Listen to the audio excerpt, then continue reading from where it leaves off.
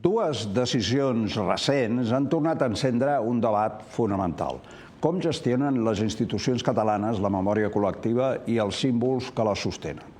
D'una banda, la Generalitat ha decidit no concedir enguany el Premi Guillem Agulló com a guardó independent, sinó diluir-lo com una menció dins dels Premis Laia dedicats a projectes audiovisuals de drets humans.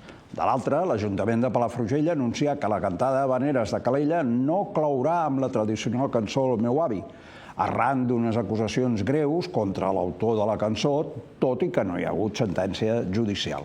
El cas del Premi Guillem Agulló no és només una qüestió de protocol, és una qüestió de memòria democràtica i de valentia institucional.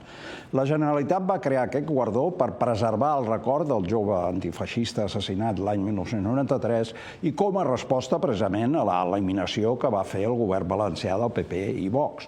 Era un acte, si voleu, de resistència simbòlica, un missatge clar contra l'odi i la impunitat. Convertir-lo ara en una menció discreta sense consulta prèvia a la família no pot ser interpretat sinó com una retirada política.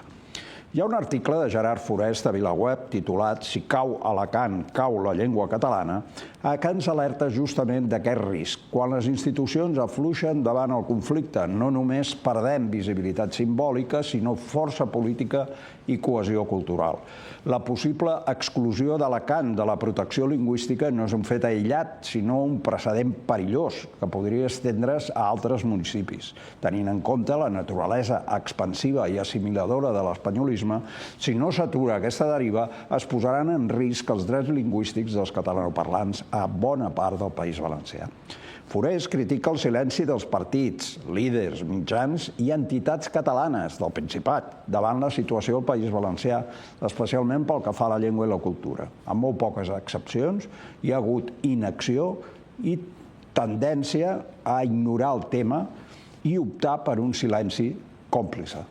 Tornant al Premi Guillem Agulló, el govern de la Generalitat ha optat per una comoditat. En comptes de reivindicar amb fermesa una memòria antifeixista que continua sent imprescindible, ha preferit rebaixar el to i buidar de contingut un premi carregat de significat. Dissoldre una gala genèrica és minimitzar la lluita per la dignitat, justament quan l'extrema dreta torna a escalfar músculs a Europa. La decisió de l'Ajuntament de Palafrugell de retirar El meu avi com a tancament de la cantada d'havaneres també ha generat la seva polèmica. El motiu, aquesta vinculació de l'autor Ortega Monasterio amb presumptes abusos sexuals, segons un documental titulat Murs de silenci. Mentre alguns ho consideren un cas clar de censura motivada per la por a determinades reaccions socials o mediàtiques, l'alcaldessa argumenta que es tracta d'una adaptació a les noves sensibilitats.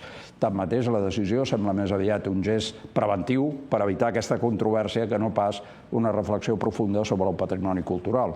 El debat continua obert sobre si aquestes mesures responen realment a una transformació social o si, pel contrari, suposen una renúncia precipitada a elements de la tradició col·lectiva. En temps d'incertesa, de crispació ideològica i de blanqueig de discursos autoritaris, no es pot gestionar la memòria des de la por al conflicte.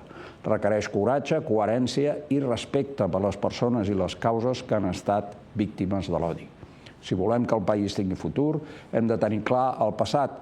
I com diu Forest en el seu article, si cau Alacant, cau la llengua catalana.